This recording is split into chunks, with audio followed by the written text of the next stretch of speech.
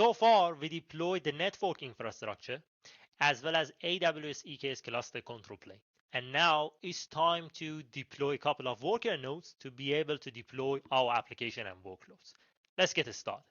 If you didn't join our social media, please subscribe to our LinkedIn, Telegram, Facebook, Twitter, as well as YouTube channel. AWS EKS provides different ways to deploy worker nodes. And right now, in this lesson, I want to explain how we can deploy worker node using Managed Nodegroups. Managed Nodegroups provide us an easy way to deploy worker nodes as a part of a managed group, and AWS is completely responsible for managing the worker nodes lifecycle. So with using node groups, the managed node groups, we don't need to worry about the cluster upgrade, scaling the worker nodes, deleting the worker nodes, or any actions related to worker node lifecycle. In the next lessons, I will explain how we can use different and other methods to deploy the worker nodes into your EKS cluster. The first thing to deploy any kind of worker node, doesn't matter using which method, is to create node IAM role. The node IAM role is a role assigned to EC2 instances to be able to join the cluster and access different resources. For example, accessing ECR service, the container registry service, to pull the image. So the first thing to do is creating node IAM. We have to create a node group trust policy here, and as you can see, this trust policy allows EC2 service to assume that role and access to our AWS account on our behalf. So we have to create the trust policy here, and after that, I have to create the node role. And because I already have it, we get the entity already exists error. So let me show you what we have. If we go to our roles, you can see we have kubedemi EKS Managed Nodegroup role. And after that, we have to assign two important policies to this row. The first one is Amazon EKS worker node policy, and the second one is Amazon EC2 container register read-only. The first one is used to describe the cluster entities, about the worker nodes, about the cluster itself, and about anything related to the cluster and our resources related to EKS cluster. And the second role is the read-only access to ECR service to allow worker nodes to be able to pull images. And in addition to this required policy, right now I want to assign and attach this policy to node IAM role. Amazon EKS CNI policy. This policy allows VPC CNI, the AWS EKS network plugin for Kubernetes, to be able to access to our AWS account and do all the things on our behalf. For example, to creating NLB load balancer or ALB load balancer on our behalf. And in the next lessons, I'll talk about the EKS security, and we'll teach you how we should manage some specific policies that's needed for some specific application. But right now, we can assign it to our node group and then to our EC2 instances to deploy our first worker nodes. So if we check the role here, you can see right now we have 3 policies. Assign it to that IAM role. And the next thing is to check what is our process. This is the diagram of what we did. We created kubedemi EKS Managed Nodegroup role and assigned 3 different policies to that role. And for the trust policy, we allowed EC2 service to be able to assume that role to be able to join the cluster and access ECR service to pull the image. The next task is to create EKS Managed Nodegroup.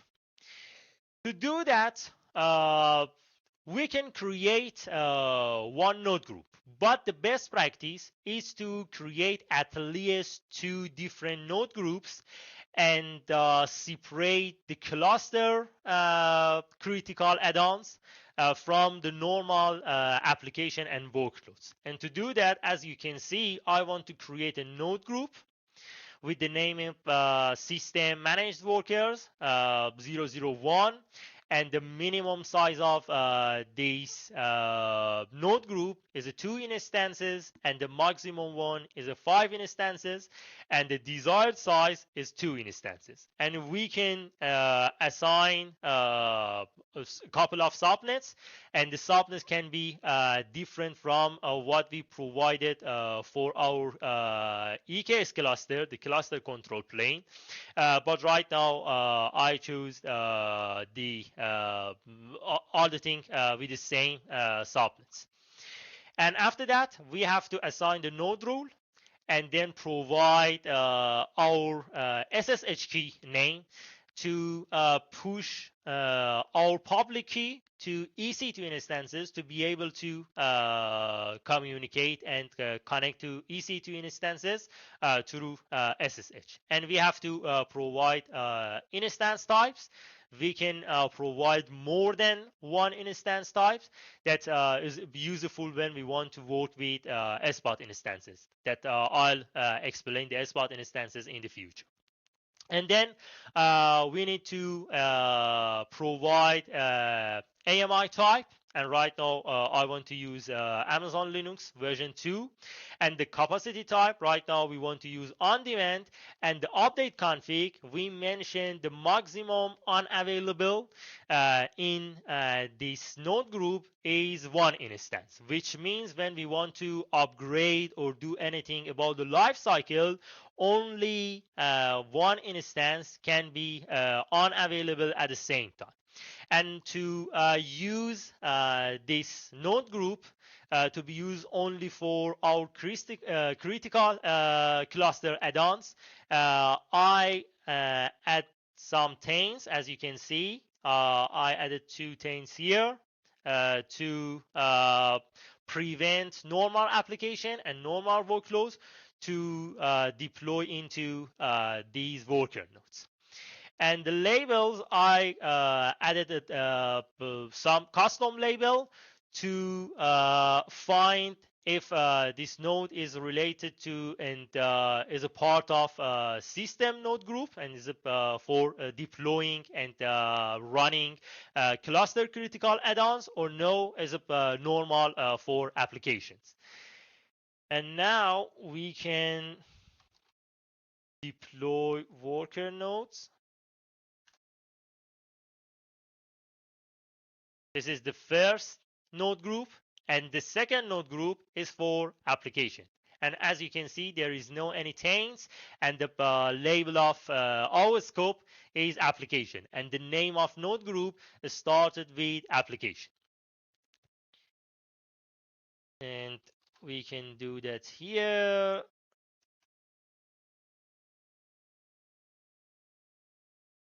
Okay, and now if we check our EKS cluster, we can see that two node groups are created. And to check it from command line, we can use AWS EKS wait command. I can run this command to wait when the cluster worker node is ready to use. Okay. In the meantime, I want to explain some tips and tricks about node group. As I mentioned, the node groups can be deployed and they can use different subnets than the cluster ones. When we deployed our cluster, we provided at least two subnets. For the node groups, we can use the same ones, but there is a way to use different subnets. If we want to deploy our worker nodes into public subnets, map public IP on launch option should be enabled in these subnets. And then we can provide more than one instance type. As mentioned before, it's really helpful for using spot instances. And we can use different AMI images. And right now, we want to use Amazon Linux version 2. But in the future, I will talk about Bottle Rocket Linux as well. So we can check our worker nodes here. As you can see, the worker node is ready, and we can check the worker nodes and run some application. So we can use AWS EKS update kube config command, and the name of cluster is a kube demi. And now if we check our nodes, as you can see, we have 4 nodes available and all of them are ready. So we can deploy some workloads into our system. And if I try to get all the pods in all namespaces, you can see some pods related to AWS node. These pods is all of them are related to AWS VPC CNI, the network plugin. And we have core DNS as well as kube proxy. And now if we try to create, for example, deploy Nginx with image Nginx Alpine and replicas, for example, 3, you can see Nginx will be deployed soon. So we can check. Here you go. The cluster is ready. We can deploy our applications already. And now it's time to check our diagram. We deployed EKS cluster control plane, and the cluster control plane, as explained in the previous lesson, it will get deployed to different VPC that completely managed by AWS. But in the case of worker node, that right now we're using EC2 instance, EC2 instances are deployed into our VPC. And these instances, because they are deployed into public subnets, they try to join the cluster using the cluster API server URL. And in that case, the communication and the traffic leaves our VPC and it goes to internet gateway, but the communication and the traffic will not leave AWS network. So our communication is secured in AWS, but is not secured in our account because it leaves our VPC, which means it goes in out of our account and to be able to communicate with EKS cluster control plane. In future articles, I'll tell you and explain how we can use private ones to prevent traffic to go out of VPC, and everything will be goes through our private subnets and our private VPC. So let's continue. Now it's time to investigate what we have. The first thing we have is EC2 instances. If we go to EC2 dashboard, we can check right now we have 4 EC2 instances. These EC2 instances are created using this launch template. And as you can see, we deployed 2 managed node groups, and those node groups created these launch templates. This is the launch templates. And for example, if I check this launch template and check the template tag, you can see they are created by EKS cluster with the kubedemi EKS cluster, and they are part of application managed workers 001. And if we check the version, we can see right now we have 1 version.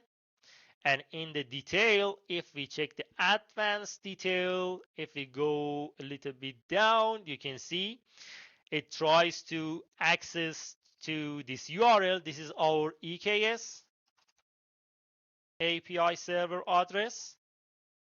And you can see it's here. And both of them are the same. And it uses the bootstrap SH script to join to our cluster. So by running the cluster, by up and running the EC2 instance, this script, as soon as the EC2 instance and the worker node will run, this script will be running, and the EC2 instance will join to our cluster, and after that the cluster can see this node is joined as a worker node. And as a part of our system, it's good to know right now this launch template use this AMI, and this AMI image is EKS optimized image, which contains Linux distro, Amazon Linux version 2, in addition to kubelet, containerd, and other application needed to run within EKS ecosystem. And if we check our auto-scaling group, you can see for both managed node groups, AWS EKS created 2 separate scaling group, and the minimum capacity and the maximum and the desired capacity. You can see all the things here.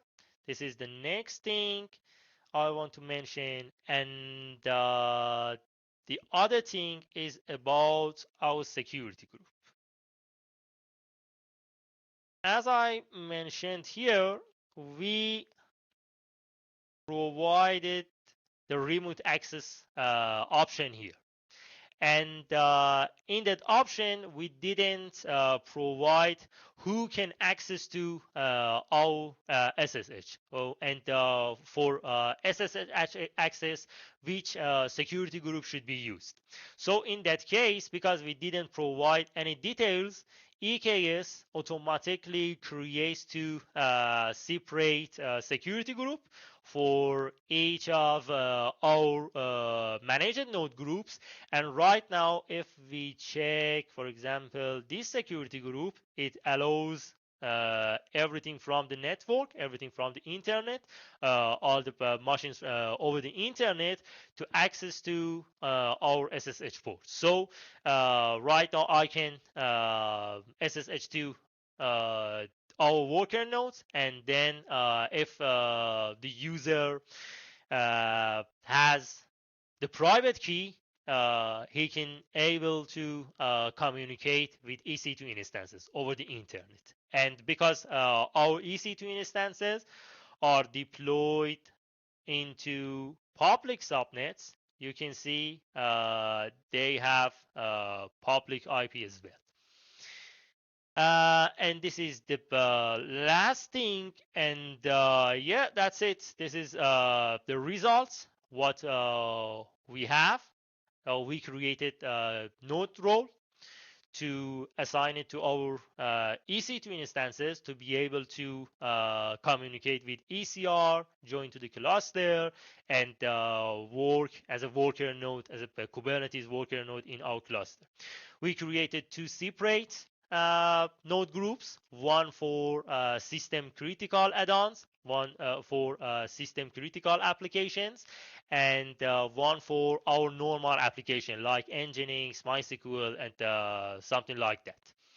And about the life cycle of worker nodes, when we use managed node groups, if we try to upgrade our worker nodes, EKS automatically cordon the worker node. Cordon means it put some labels to worker nodes and mention these worker nodes are not ready to schedule anything. So after cordoning the node, the kube scheduler does not schedule any new pods to that worker node. And after that, when we cordon the nodes, EKS automatically do that in a case of using managed node groups. EKS tries to drain the node, and draining means evict all the pods from that particular worker node. So for example, if we want to upgrade our worker node, EKS automatically cordon the node to prevent scheduling any new pods, and after that it drained the node to remove all the running pods and start the upgrading process. And as I mentioned before, the number of unavailable pods cannot go beyond max unavailable when we created the managed node group. This process is the same when we want to delete the worker node. If we want, for example, to delete our managed node groups, EKS automatically cordon and draining all the worker nodes, which means it removed all the pods. And in that case, if we have some other worker node, some other running worker node without any specific taint, and if we didn't use any taint and toleration in our worker nodes, all of the pods running on the current node that we want to delete automatically move to the other worker node, the other available worker node. This is something to start using EKS and Kubernetes with AWS EKS, and this is the easiest way to deploy our worker nodes. In the next lesson, I will talk about how we can use custom launch template to have more flexibility when we want to deploy our Kubernetes worker nodes.